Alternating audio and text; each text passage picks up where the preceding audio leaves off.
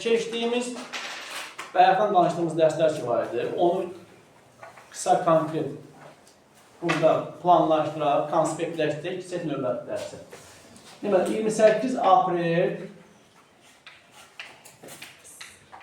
28 apreldən sonra Azərbaycan Xalq Cümhuriyyəti süqut edir, Azərbaycan SSR yaranır.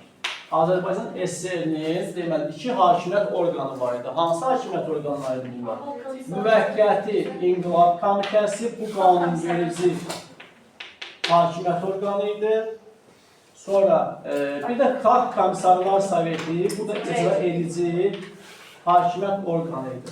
Hər ikisində tərkibi Azərbaycanlardan ibarət idi, amma Respublikada real hakimiyyətə malik deyildilər.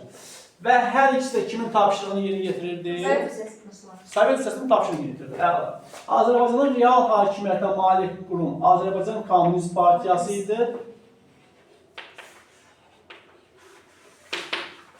Onun da tərkibi və rəhbərləri qeyri-Azərbaycanlıların təşkil olunmuşdur. Rusiya Komünist Partiyasının deməli, filial rolunu oynayırdı, ya o hansı tapşırıq verirsə, bu da onu burada yerinə getirirdi. Sonra Azərbaycan Komünist Partiyasının qəbul etdiyi qərar və qanunlar, icra edici və qanunverici orqanlar və digər idarələr üçün demək, qeyd-şərtsiz qanuni qüvvədə idi və onu icra eləməli idilər. Bir də kadrların təyinatı Azərbaycan Komünist Partiyasının əlində olduğuna görə bütün idarə və müəssisələrin hamısına nəzarət edə bilirdi.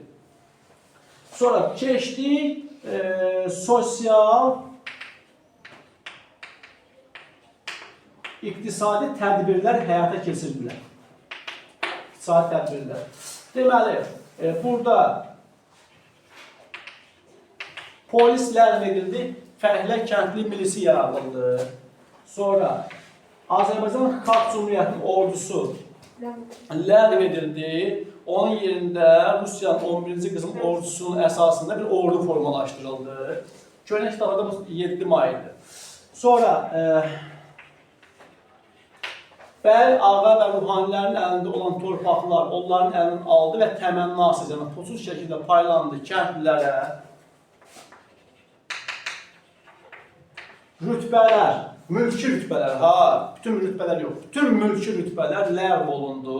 Yəni, ağa, bəy, xan, şeyx, müfti rütbələr ləğv olunur və hər kəs Azərbaycan SSR-nin vətəndaşı elan olunurdu. Sonra Xalq Məhkəməsi yaradıldı və fövqəladə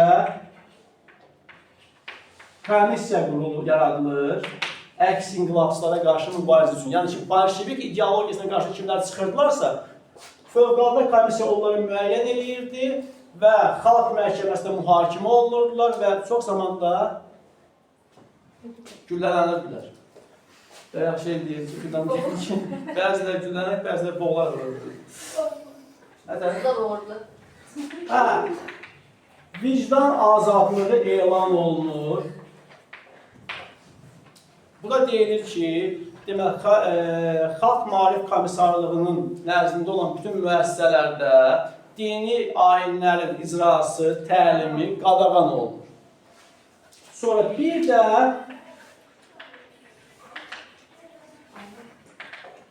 milliləşdirmə həyata keçirilir. Milliləşdirmənin həyata keçirilməsi də hansı sahələrdədir? Neft sənayesində, Xəzər ticarət donanması, sonra banklar, fabrik banklar və fabrik zavodlar. Bu da oxşar cəhəti idi kimlə? Bakı Xalq Komissarlar Soveti ilə. Oxşar cəhəti və milliləşdirmənin nəticəsində Azərbaycandan nefti hara daşınmağa başlandı? Rusiya daşınırdı. Bəli.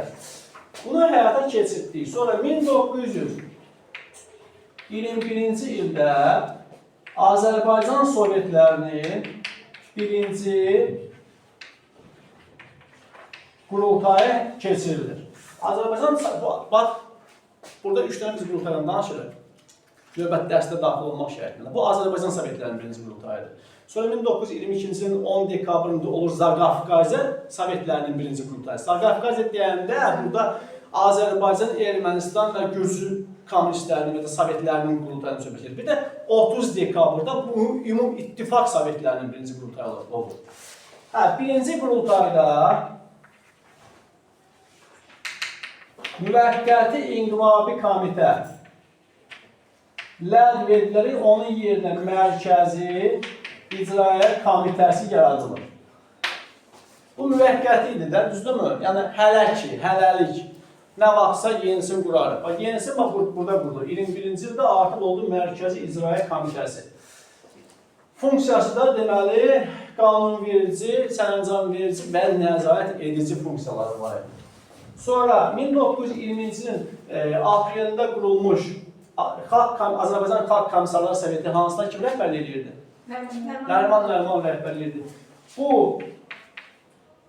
buraxılır və ləğv edilir, onun yerinə yeni Xalq Komissarları Soveti yaradılır. Bu bizə nəyə bənzəyir? Elə ki, birinci hökumət kabineti buraxıldı, şeydə var, məsələn, Cumhuriyyətdə. Deyən Cumhuriyyət deyil, AXC. Nə tər dedirsə, şübhələndim ki, bilirsən. Türk Cumhuriyyət də vardı. Salatda olun belədir.